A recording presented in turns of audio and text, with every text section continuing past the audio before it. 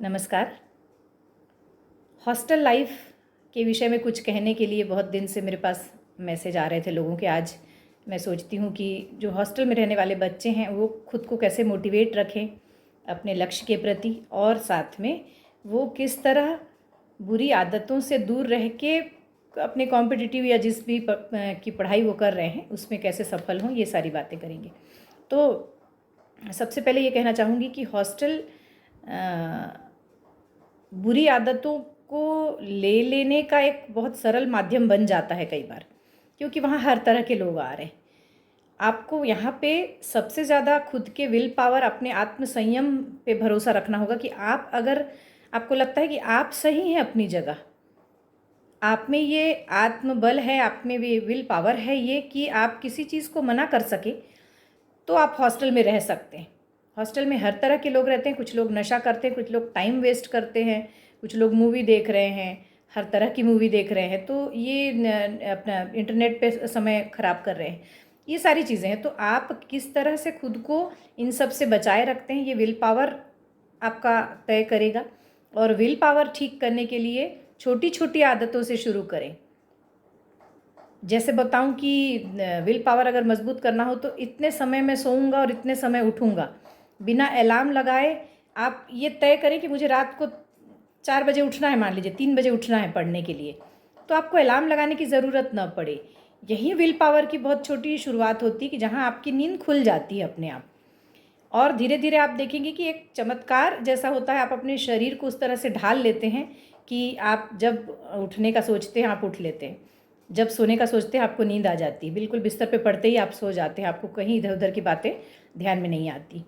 तो ये will power जैसे ही आता है, बहुत सारी चीज़ें साथ में आती हैं कि आप जब टाइम से टाइम सोना उठना शुरू कर देते हैं तो एक बात और आती है इसमें कि आप गलत आदतों की ओर अपना टाइम वेस्ट नहीं करते हैं।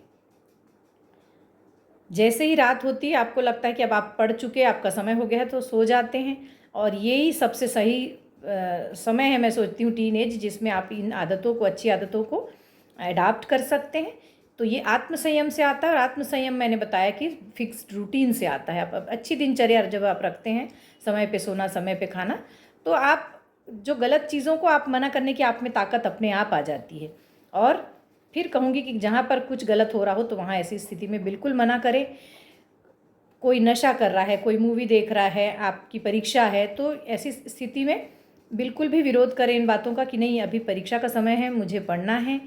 अपना खुद पढ़ें, गलत लोगों के साथ में टाइम वेस्ट न करें, गलत आदतों वाले लोगों के साथ में न रहें। आपको कुछ ज़्यादा गलत लगता है तो ऐसी स्थिति में अपने पेरेंट्स को बताया जा सकता है कि वहाँ कुछ गलत हो रहा है। या फिर आप हॉस्टल में रह रहे हैं तो एक और ऑप्शन होता है कि आपके पास कि वहाँ के जो भी इंचार्ज हैं उन तक आप जो बातें हो रही हैं उनको आप पहुँचा सकते हैं।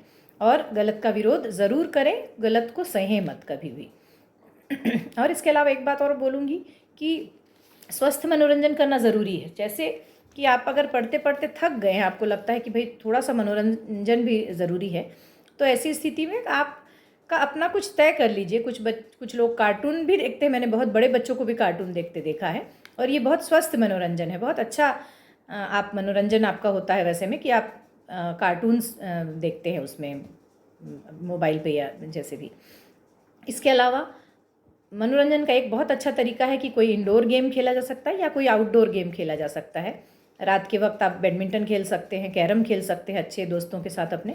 तो जब भी आपको मनोरंजन की ज़रूरत पड़े या लगता है कि थोड़ा सा रिलैक्स होना है, तो रिलैक्स होने के लिए कभी भी नशे का सहारा न लें, कभी भी गलत चीज़ों को देखने का सहारा न लें, बल्कि गेम खेलें ताकि आपकी बॉडी इतनी थक जाए और आपका माइंड की वर्जिश इतनी हो जाए कि आप आराम से सो सकें और फिर पढ़ने के लिए तैयार हो सकें।